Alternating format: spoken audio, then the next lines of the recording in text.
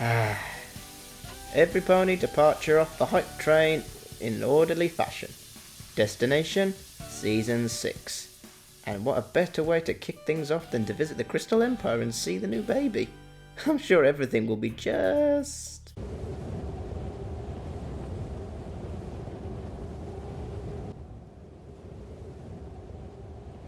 Oh. Shit.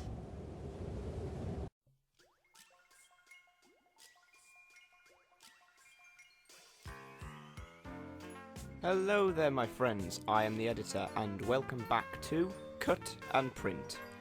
Here I look at episodes suggested by you, the audience, and review them accordingly. So here we are at last, Season 6, and boy was it a painful time waiting. Ever since it was announced everyone's been anxious to see it, and now it's here. So how about we start things off by taking a look at the opening episodes. This is the Crystalling.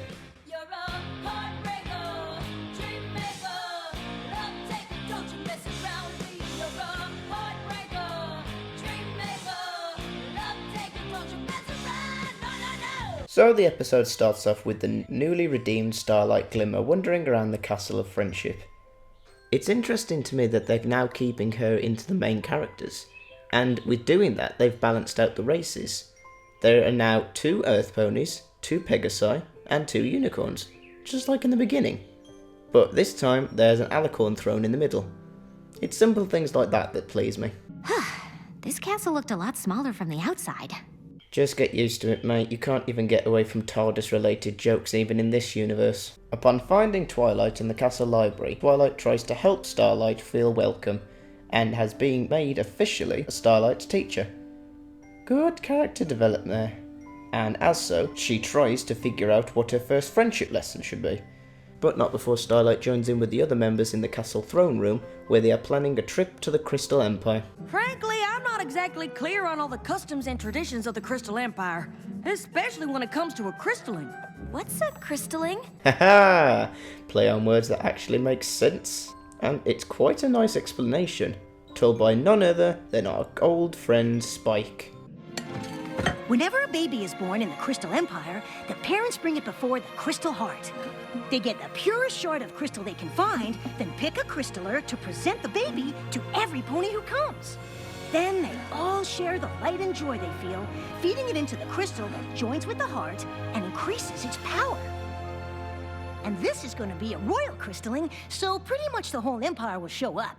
That hasn't happened in a millennia. 2 things here. Spike, well done on being written well in this episode so far. I'm impressed. Secondly, an interesting concept coming back to the Crystal Heart.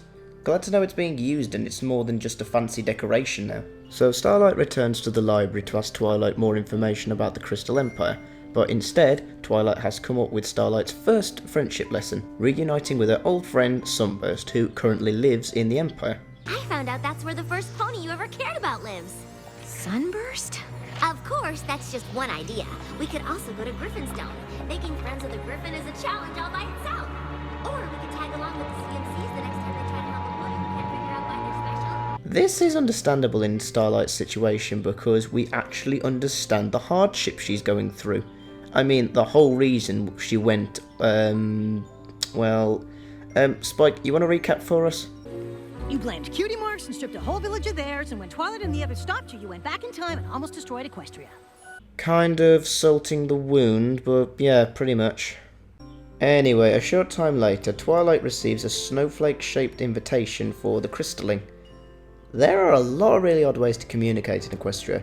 So we've had Burt mail, vibrating butt pages, and now snowflake greeting cards. Does anyone write anymore? Anyway, Cadance and Shining Armor's baby has now arrived, and so they set out post-haste. And during their train ride, with a bit of encouragement by Spike, Starlight tries talking to Twilight about her worries regarding Starburst. But Twilight is so engrossed by her duties as a teacher that Starlight's worries barely reside. So as they arrive, they meet Shining Armor and... Ooh, you're looking a little rough there. Of course I am. It's me, right here. Here I am. Why wouldn't I come meet my sister? Though we haven't met before. Believe it or not, I can actually relate to this. If anyone out there has ever taken care of babies in their time, you will as well. Anyway, back to the point. Twilight and the others go to see the baby, while Starlight and Spike go to see if they can find Sunburst. When they pass a crystal statue of Spike, Starlight starts to distract him by asking him how he saved the Empire from King Sombra and during the Equestria Games. While on the other side, we get to meet the baby.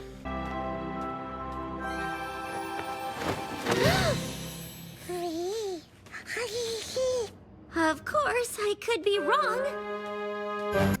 Ooh, what a twist. But seriously, an alicorn baby? That's definitely an interesting idea to think of, because as we all know from baby cakes, baby Pegasi can find it a hard time to stay still while they try and find their wings, and baby unicorns have a strange magical surges.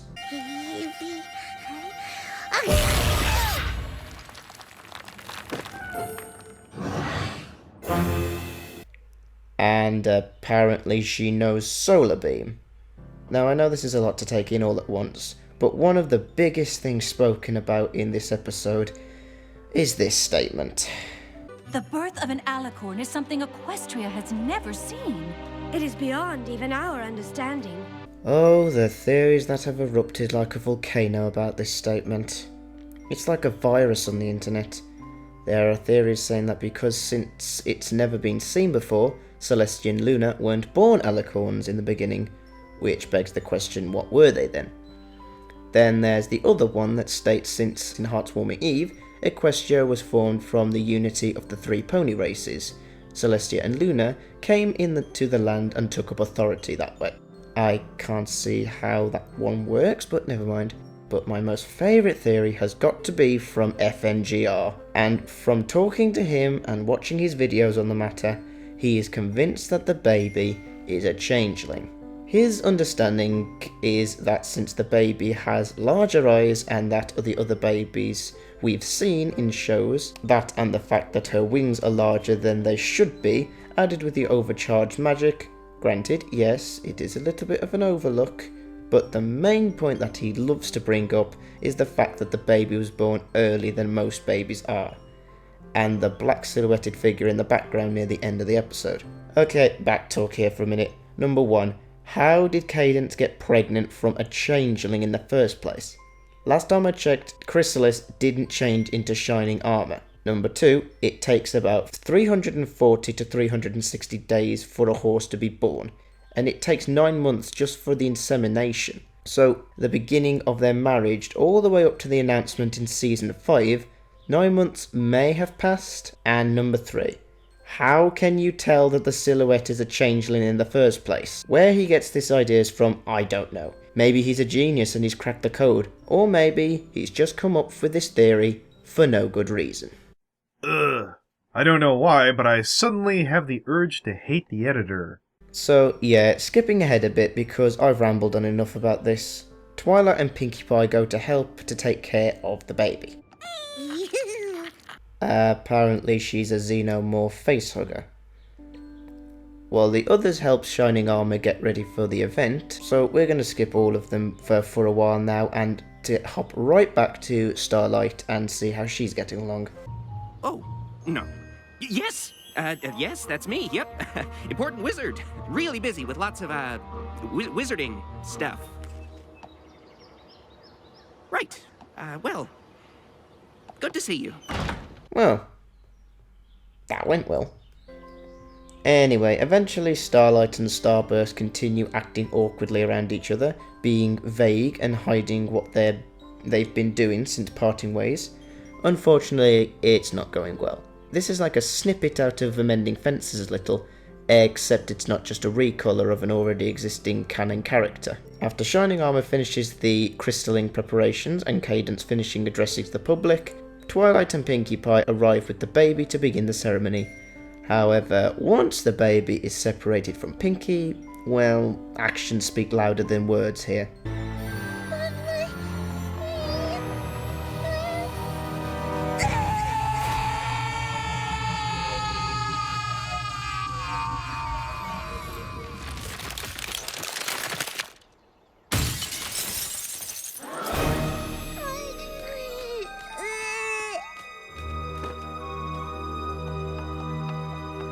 I'm guessing that's gonna make it hard to do the crystalline. Wow, what gives that away? Are you the element of no shit, Sherlock, AJ? With the Crystal Heart in pieces, the Crystal Empire is left unprotected from the Arctic North's wind.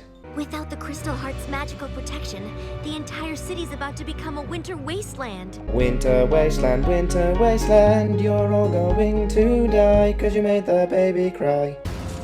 I can totally fly up there and bust those puppies. No problem.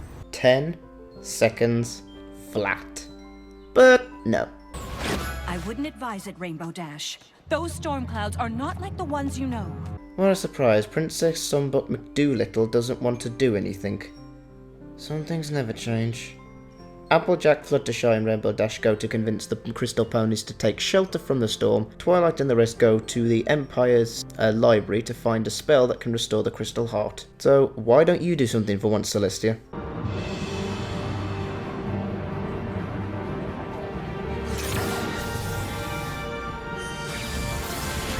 Holy Emperor, they're doing something for once. Took them long enough, but still. Anyway, Starlight monologues to herself that the talk with Sunburst didn't go as well as she thought it should. Now convinced that Starburst doesn't want to be her friend, to which Spike goes back to his good roles of being Jiminy Cricket and the voice of reason. Talk about turning over a new leaf for character development. Back in the library, Twilight and Cadence continue to look for answers while Shining Armor decides to recreate an episode from Tom and Jerry with the baby.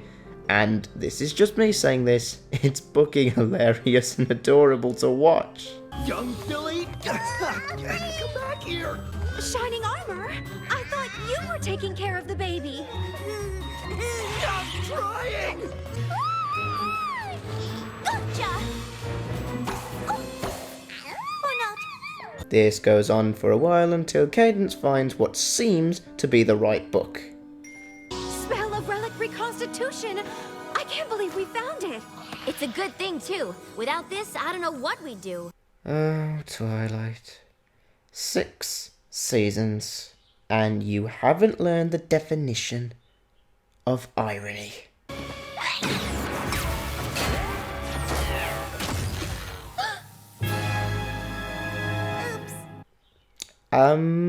Have you tried using Reparo? Oh, come on, like I'm not the only one that's ever wanted to use a Harry Potter spell in this before. That spell was the only thing we found in the whole library that was even close to what we needed. You know, there's something that can be said about the still image right here that, well, it tells a story all by itself. Okay, I know this is going to sound out of place in this review, but I'm going to take this image and put it in a frame and hang it on the wall of my channel. It just speaks to me. Anyway, Starlight informs everyone else about Starburst being a really important wizard, and her and Spike return to Starburst's house, explaining the situation in full. But this still doesn't hit Starburst to help, for some reason. Until eventually, he admits that he isn't as an important wizard or talented at magic like Starlight believes. But I thought you were an important wizard. Well, you were wrong, okay? I'm not an important wizard. I'm not even a wizard at all. What? I know it's hard for you to understand, but not all of us end up achieving greatness. You're the protege of the Princess of Friendship. I don't think she picks just any pony for that. Reading about magic is one thing, but you don't know what it was like at magic school. To know so much and not be able to do any of it. And with that, I think enough buttons have been pressed. Go on, Starlight, let it out. Well, you don't know what it was like to be left behind. And then getting so bitter that you steal the cutie marks from an entire village, and then get defeated by Twilight and her friends. So you travel through time to get back at them, but they beat you again and teach you about friendship, but you're so terrified ponies will find out what you did that you can't make any friends!